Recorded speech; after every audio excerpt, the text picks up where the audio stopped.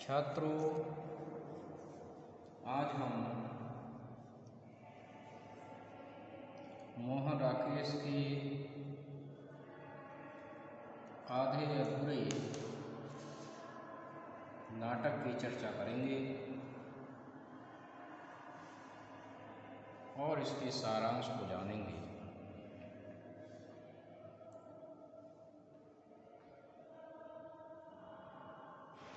इस पर यह महत्वपूर्ण प्रश्न पूछा जाता है कि आधे अधूरे नाटक का सारांश बताइए।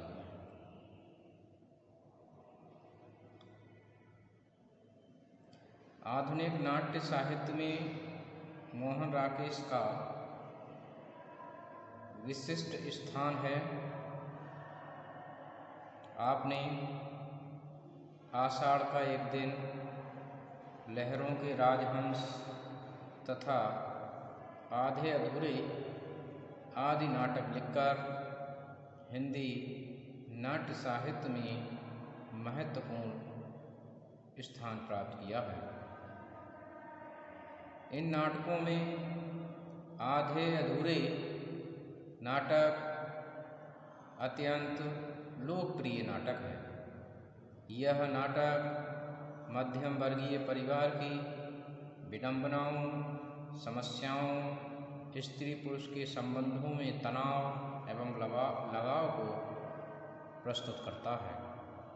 यह नाटक स्त्री पुरुष के बीच अधूरेपन को विशेष रूप से प्रस्तुत करता है। इस नाटक का सारांश इस प्रकार समझ सकते हैं। आधे अधूरे नाटक का प्रारंभ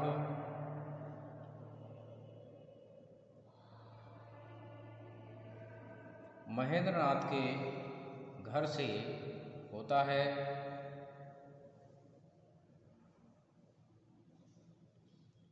महेंद्रनाथ की पत्नी का नाम सावित्री है और सावित्री नौकरी करके अपने परिवार को चलाती है। उस परिवार में 3 बच्चे हैं, 2 बेटियां हैं और 1 बेटा है। बड़ी बेटी का नाम बिन्नी और छोटी का नाम किन्नी तथा बेटे का नाम अशोक है। महेंद्रनाथ यद्यपि पहले कार्य करते थे, परंतु बीमार रहने के कारण से वे आजकल कोई काम नहीं कर रहे हैं और परिवार में ही रहते हैं। उनका स्वास्थ्य भी खराब रहता है।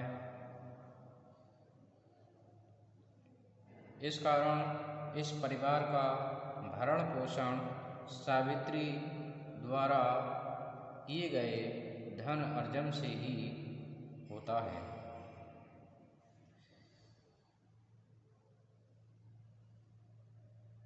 जुनेजा महेंद्रनाथ के मित्र हैं तथा जुनेजा सिंघानिया, जगमोहन, मनोज आदि सावित्री के भी मित्र हैं। सावित्री अपने नौकरी करके जैसे ही घर में प्रवेश करती है तो वह देखती है कि घर पर कोई भी नहीं है और घर का सामान बिखरा पड़ा है। कहीं किताबें हैं, कहीं बर्तन पड़े हैं, कहीं बैग पड़ा है। पूरा सामान अस्त व्यस्त पड़ा हुआ है। यहाँ तक कि कपड़े भी अस्त व्यस्त पड़े हुए हैं। यह देखकर सावित्री क्रोधित होती है, क्योंकि वह बाहर भी काम करती है और घर पर भी उसे काम करना पड़ता है। महेंद्रनाथ और सावित्री में अक्सर झगड़े होते रहते हैं और झगड़े का कारण है कि सावित्री के पुरुष मित्रों का घर पर आना और जाना। महेंद्रनाथ यह पसंद नहीं करता है कि पुरुष मित्र उसके घर पर आएं। सिंघानिया उनके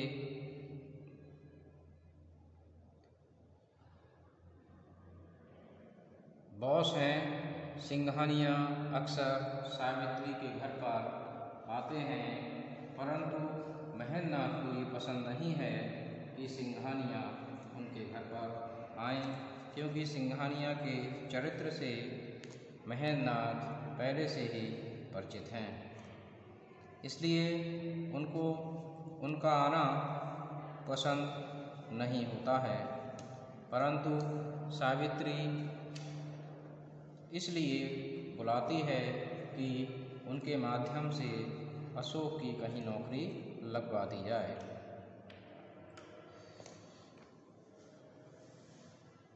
सिंघानिया भी अवसर का लाभ उठाते हैं और मीठी मीठी बातें करते हैं। घर आने पर सिंघानिया अशोक पर कम और सावित्री की बड़ी बेटी बिन्नी पर अधिक ध्यान देते हैं। इससे पता चलता है कि सिंघानिया भी चरित्र का एक अच्छा व्यक्ति नहीं है। उसके बाद बच्चे इन आपस में लड़ते झगड़ते रहते हैं।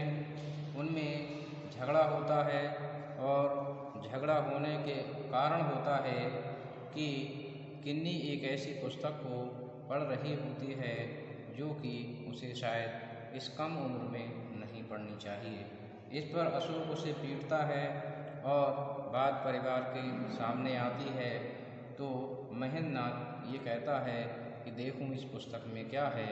अशोक कहता है कि ये पुस्तक पिताजी आपके देखने के योग्य नहीं है। इस पर और विवाद होता है। महेंद्रनाथ को वह पुस्तक भी नहीं देखने को मिलती है। महेंद्रनाथ को ये लगता है कि उस परिवार में उसका कोई महत्व नहीं है।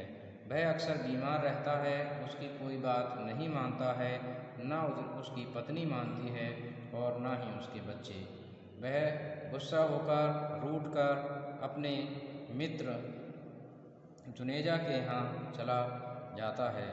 उसके बाद इधर सावित्री भी नाराज होती है, रुष्ट रहती है और वह भी कहती है कि मैं इतना काम करती हूँ, दिन भर परेशान रहती हूँ, आखिर किसके लिए, जब मेरा कोई अपना है ही नहीं। तो इस तरीके से वह बात करती है और गुस्से में आकर वह जगमोहन को फ़ोन करती है और जगमोहन को अपने घर बुलाती है। जगमोहन को घर बुलाने के बाद जगमोहन से कहती है कि मुझे आज आपसे कुछ महत्वपूर्ण बात करनी है। जीवन का मैंने एक फैसला लिया है, उस विषय में आपको बात करनी है। जगमोहन कहता है कि ठीक है कि यहीं पर बात कर लेते हैं, परंतु सावित्री कहती है कि बात ही कुछ ऐसी है जो घर पर हम नहीं कर सकते हैं। उसके बाद जगमोहन और सावित्री दोनों कार में बैठकर कहीं बाहर जाते हैं, चाय पीते हैं और वहाँ पर सावित्री अपने मन की बात जगमोहन से करती है और बताती है जगमोहन को कि जैसे मैं पहले तुम्हें प्रेम करती थी, आज भी मैं तुम्हें प्रेम करती हूँ और मैं इस घर से निजात पाना चाहती हूँ। जगमोहन समझाता है कि उस समय की परिस्थितियाँ कुछ और थीं, इस समय की परिस्थितियाँ कुछ और हैं, क्योंकि मेरा भी परिवार है और तुम्हारा भी परिवार है, तुम्हारा पति है, तुम्हारे बच्चे हैं, इसलिए शायद अब ये संभव नहीं हो सकेगा, क्योंकि इस निर्णय लेने में तुमने काफ़ी देर कर दी है। उसके बाद में निराश और हताश होकर सावित्री घर पहुंचती है और घर पहुंचने से पहले ही वहां पर महेंद्रनाथ के मित्र जुनेजा वहाँ मौजूद होते हैं। जुनेजा भी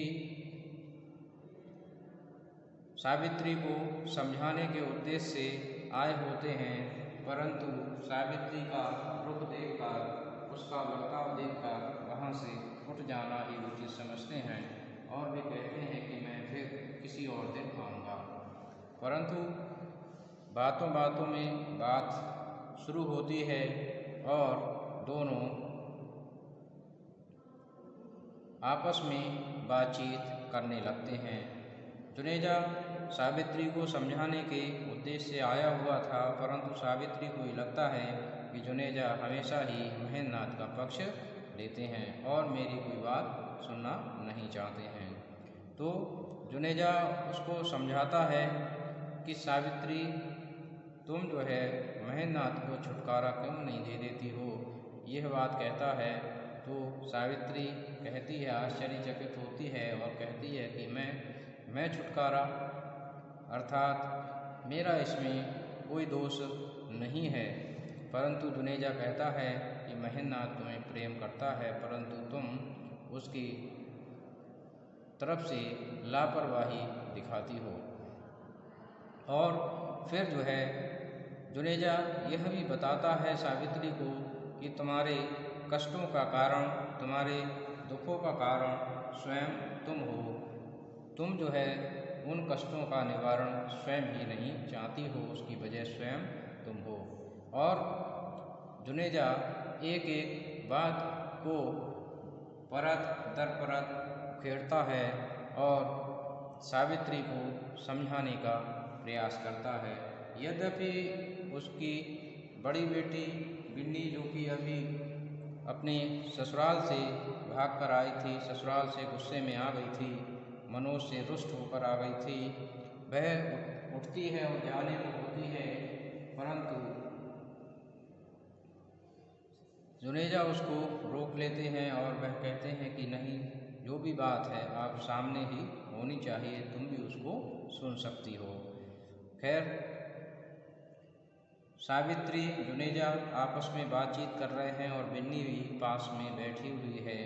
तो जुनेजा कहता है कि इन सब दुखों का कारण, इन सब समस्याओं का कारण स्वयं तुम हो और तुम उस पर ध्यान कभी नहीं देती हो, क्योंकि तुम्हें जिस प्रकार का व्यक्ति चाहिए, तुम्हें वैसा व्यक्ति मिल पाना संभव नहीं है, क्योंकि तुम एक महत्वाकांक्षी महिला हो और महत्वाकांक्षी महिला सुविधा संपन्न और चमक धमक से युक्त व्यक्ति चाहती है और उसके बाद फिर तुम उसकी चमक धमक चकाचौंध से ऊब कर पुनः नया व्यक्ति चाहती हो। तुम किसी एक व्यक्ति के साथ में खुश नहीं रह सकती हो। जुनेजा बताता है कि पहले तुमने जगमोहन से प्रेम किया, उसके बाद तुमने सिंघानिया अपने बॉस से भी बॉस के लिए भी अपने घर पर निमंत्रण दिया। उसके बाद में बताता है कि यहाँ तक कि मुझसे भी प्रेम का प्रस्ताव रखा और जब यहाँ सफल नहीं हुई तो तुमने महेंद्रनाथ से कहीं जाकर शादी की। उसके बाद यह बताता है कि तुम चाहे किसी भी पुरुष से विवाह कर लेती, परंतु तुम खुश नहीं रहती, क्योंकि तुम एक महत्वाकांक्षी महिला हो और तुम्हारी इच्छाएं और कामनाएं अनंत हैं। यह सब बताता है और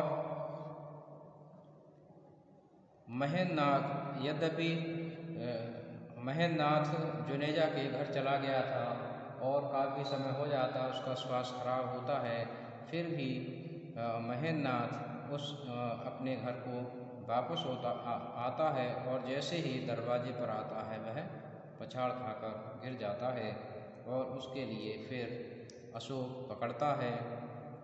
तो इस प्रकार इस नाटक के माध्यम से स्त्री पुरुष के विघटित होते संबंधों को दिखाया गया है, उनकी समस्याओं को दिखाया गया है और उनकी विडंबनाओं को दिखाया गया है।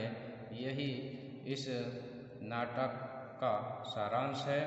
तो मैं समझता हूँ छात्रों कि आपने इसको समझा होगा। धन्यवाद।